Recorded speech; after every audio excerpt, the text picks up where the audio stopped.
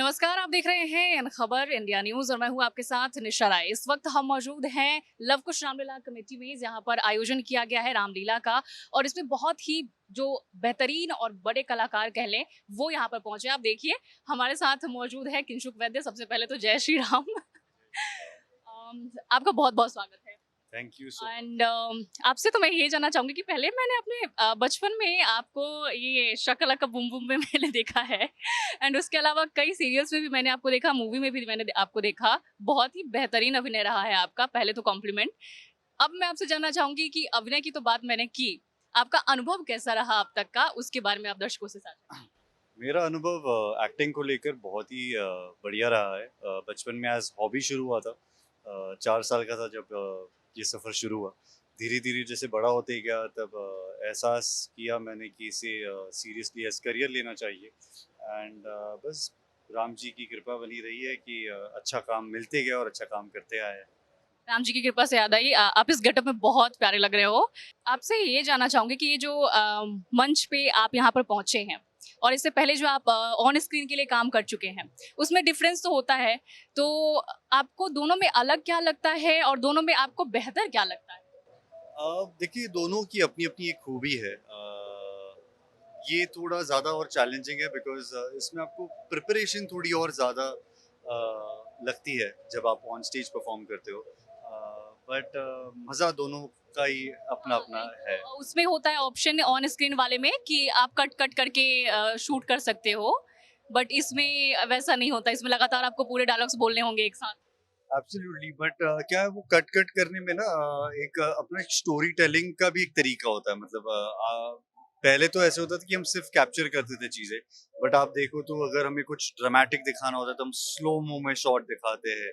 तो वो कंटिन्यूअस वो इफ़ेक्ट वो क्या बोलते हैं, मतलब एक बात हम बस कह देते हैं और उस बात का इफ़ेक्ट और बढ़ाने के लिए हम शूट अलग-अलग जो आप कह रहे हो कट कर करके करते हैं, ताकि हम वो जो बात कह रहे हैं उसको बहुत अच्छे से हम कह पाएँ। तो ये कोशिश होती है बट स्टेज पर मुझे लगता है मज़ा ये है कि जो हो गया वो हो गया। There is no turning. हाँ, इसमें वो नहीं होता कि मुझे उस एंगल से अब लेनी है, अब उस एंगल से लेनी है। Right, absolutely.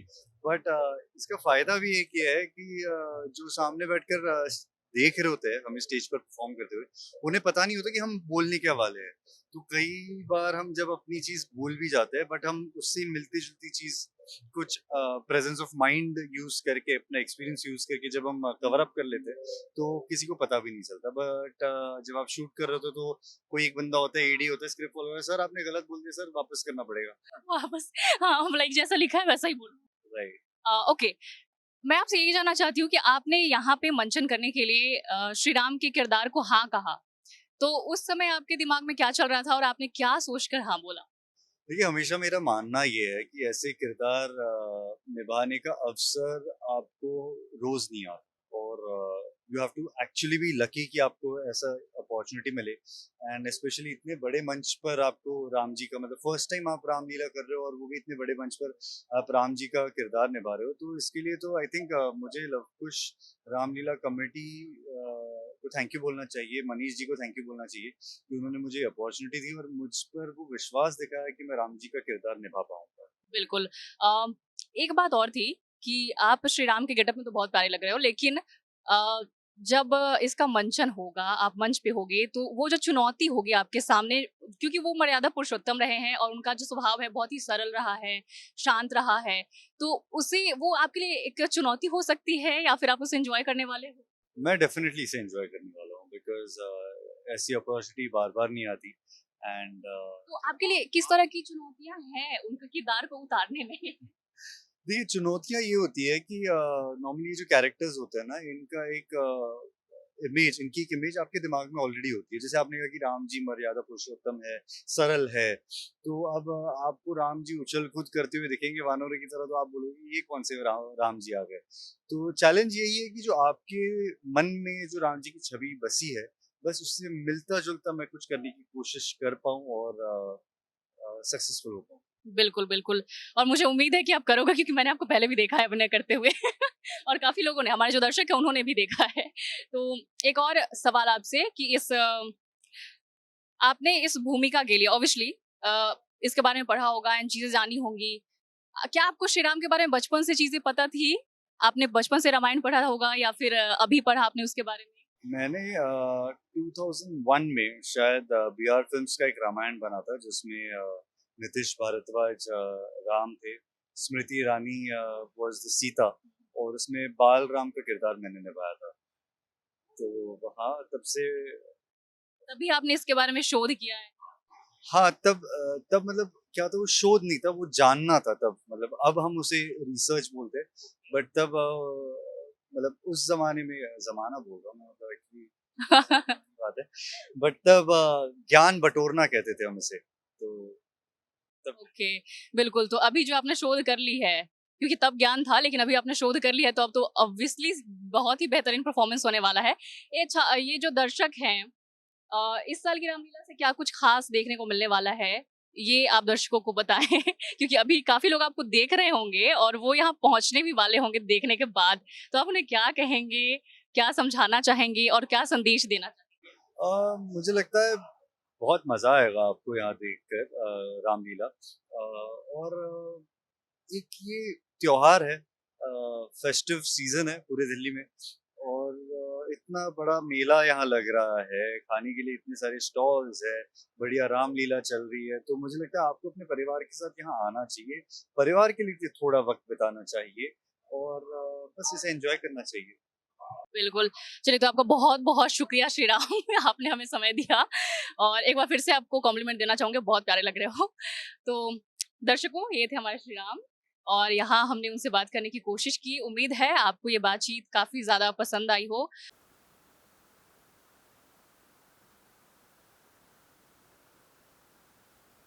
हमारे साथ माता सीता जुड़ चुकी हैं। सबसे पहले तो आप खुद ही दर्शकों को जय श्री राम। मैं चाहूँगी कि आप खुद ही दर्शकों को अपने बारे में बताएँ और बताएँ कि आपने किस तरीके से शुरुआत की। हालाँकि मैंने रिसर्च कर लिया है इनके बारे में, बट फिर भी दर्शकों को आप अगर खुद से बताएँगी तो उन्हें ज़्यादा बेहतर जी, लगेगा। जी, जी। सभी को जय श्री राम और मैंने मेरे करियर की शुरुआत करी थी एज़ एन एंकर और मॉडलिंग डेज़ रहे थे मेरे, तो मैंने काफ़ी बड़े ब्रांड्स के लिए प्रिंट शूट किया था। कुछ प्रिंट शूट मैंने फ्री ऑफ कॉस्ट किए थे और बिकॉज़ काफ़ी चैलेंजिंग और काफ़ी स्ट्रगल भरा जर्नी रही है मेरी। तो उसके बाद फिर धीरे-धीरे, धीरे-धीरे रास्ते खुलते गए और फिर मैं फाइनली एक्टिंग टीवी तक पहुँच गई और जहाँ पे मैंने कई सारे म्यूज़िक वीडियोज़ भी किए हैं, कुछ फ़िल्म्स भी की हैं। टीवी शोज़ किए हैं और आगे I am looking forward for Luv Kush Ramleela. बिल्कुल। तो जैसा आपने बताया कि आपने काफ़ी चीज़ें की हैं, एंकरिंग की है, मॉडलिंग की है आपने एंड उसके अलावा आपने अभी एक्टिंग फ़ील्ड भी चूज़ किया है। आप अभी मंचन भी कर रहे हो, माता सीता का किरदार है आपका, बहुत ही उनका शांत और सरल स्वभाव रहा है। तो कितना चुनौतीपूर्ण है उनका जो किरदार है वो यहाँ पर सामने रखने में लोग क्योंकि लोगों के दिमाग में एक छवि बनी हुई रहती है कि जैसी माता सीता को हम सोचते हैं वैसे ही हमें दिखाया जाए। एग्ज़ैक्टली, एग्ज़ैक्टली ये अपने में ही बहुत चैलेंजिंग है और इस चैलेंज को बखूबी निभाना एक एक्टर के लिए बहुत बड़ी बात है बिकॉज़ माता सीता का जो किरदार है वो नारी शक्ति का प्रतीक है और हमने हिंदू समाज से हम बिलॉन्ग करते हैं तो बिल्कुल सही बात आपने कही कि लोगों के सेंटिमेंट्स जुड़े रहते हैं। तो यहाँ पे आप कहीं पे भी गुंजाइश नहीं रहती है कि आप ज़रा-सा भी रॉन्ग जाएँ, कुछ भी गलत उनके सेंटिमेंट्स को हर्ट कर सकता है। तो ये बहुत ज़्यादा भार है शोल्डर्स पे, बहुत बड़ा भार है कि आप वो डिवाइन फिगर को एग्ज़ैक्टली वैसे ही डिलीवर करें जैसा उन्होंने हमेशा उनको इमेजिन किया है, उनके बारे में पढ़ा है। चाहे उनका नेचर है, कैरेक्टर है, उनका रूप है, उनका रंग है, जिस तरह से वो थी सरल स्वभाव की। और रिनेश लाइक मैंने जैसे आपके बारे में रिसर्च किया, मैंने आपके बारे में जाना, मेरे को इतना रियलाइज़ हुआ कि आप बहुत पीछे से बहुत आगे आई हैं। लाइक आपने एंकरिंग की है, मॉडलिंग की है एंड उसके बाद एक्टिंग आप कर रही हैं और इतना बड़ा मंच ऑब्वियसली और इसके साथ ही कई जगहों पे भी आपने बड़े पर्दों पे भी शायद आपने किया है। तो मैं आपसे ये जानना चाहूँगी कि ये अनुभव आपको कैसा लगता है? और आप मुझे लगता है कि आपने इतना समय जो दिया है, अब तक आपका जो ये समय रहा है, आपको क्या लगता है कि अगर किसी का बैकअप होता या किसी का हाथ होता आपके ऊपर, तो इतना समय आपके लिए इनफ नहीं होता बॉलीवुड में? हुँ। नहीं, बिल्कुल सही बात है। अगर किसी का बैकअप होता, किसी का हाथ होता आगे बढ़ाने के लिए, पुश करने के लिए, तो मेरे वो साल जिसमें मैंने एंकरिंग किया, मैंने कॉन्टैक्ट्स बनाने की कोशिश करी, मैंने स्ट्रगल किया और मैंने अपना प्रिंट मीडिया किया, मैंने मॉडलिंग किया, वो सारे साल मेरे उतने उतने ज़्यादा वेस्ट नहीं होते। हाँ, वो अपने में एक एक्सपीरियंस है कि मुझे उस फ़ील्ड का भी एक्सपीरियंस मिला, बट जिस फ़ील्ड में मैं जाना चाहती थी, उस फ़ील्ड में अगर बैकअप होता, तो ये जो 4-5 साल एक्स्ट्रा थे, वो कट के डायरेक्टली मैं वहाँ पे पहुँच जाती जहाँ पे मैं पहुँचना चाह रही थी, बट उसके लिए सिर्फ बैकअप चाहिए। बिल्कुल, तो अब फिर से हम उसी जगह पे आते हैं जहाँ पे आप अपना किरदार निभा रही हैं माता सीता का। ये किरदार तो वाक़ई बहुत ही खूबसूरत है और ऑब्वियसली ये कहना गलत नहीं होगा कि बहुत ही किस्मत वाले होते हैं जिन्हें प्रभु श्री राम, माता सीता या फिर राधा कृष्ण इनके किरदार निभाने के लिए मिलते हैं। तो आप कब से ये किरदार निभाती आई हैं या फिर ये आपका पहला प्रोजेक्ट है माता सीता के रूप में और आप कैसा अनुभव कर रही हैं? नहीं, बिल्कुल भी नहीं, ये मेरा पहला किरदार नहीं है माता सीता के रूप में। इससे पहले मैंने अपने टीवी शो गणेशा में माता सीता का किरदार निभाया है और जिस तरह का उनका जैसे सरल स्वरूप रहा है, जिस तरह की वो नारी शक्ति का प्रतीक हैं, तो उस शो के दौरान मैंने काफ़ी उनके ऊपर रिसर्च किया था, मैंने काफ़ी उनके बारे में पढ़ा, मैंने जाना उनका नेचर, उनका कैरेक्टरिस्टिक्स को कि वो कैसी हुआ करती थी, क्या उनके विचार रहते थे और कैसे वो एक नारी शक्ति को रिप्रेजेंट करती थी। बिल्कुल। नारी शक्ति की आपने बात की तो मैं आपसे बस एक आखिरी सवाल आपसे लेना चाहूँगी कि आपको माता सीता जो हैं, वो उस ज़माने में भी, उस दौर में भी लोगों को नहीं समझा पाई थी। उन्हें अंत में खुद धरती माता को खुद को समर्पित करना पड़ा और वो धरती माता की गोद में समाहित हो गईं। तो अभी के लोग क्या समझेंगे? आप उन्हें कैसे समझाएँगी, कैसे कहेंगी कि माता सीता तो उनकी पवित्रता जग ज़ाहिर है, लेकिन उनकी जो दुःख है, उनकी जो पीड़ा रही होगी, उसे आप जी रही हैं। अभी आप मंच पे जी रही हैं, लेकिन आप जी रही हैं। तो आप कैसे समझाएँगी लोगों को इस चीज़ के बारे जो उस समय पे हुआ वो ऐसे होना तो नहीं चाहिए था क्योंकि मैं हमेशा से ये मानती हूँ कि अपनी पवित्रता को, अपने चरित्र को प्रूव करना अपने ही पति के सामने ये कहीं से कहीं तक जस्टिफाइड नहीं है। बट वो ज़माना अलग था, वो सतयुग का दौर था और उस समय माता सीता को ऐसा चैलेंजिंग भरा काम करना पड़ा उनको अपनी पवित्रता को प्रूव करने के लिए राम जी को वो मतलब वो टेस्ट उनको करना पड़ा जो अग्नि परीक्षा उन्होंने दी।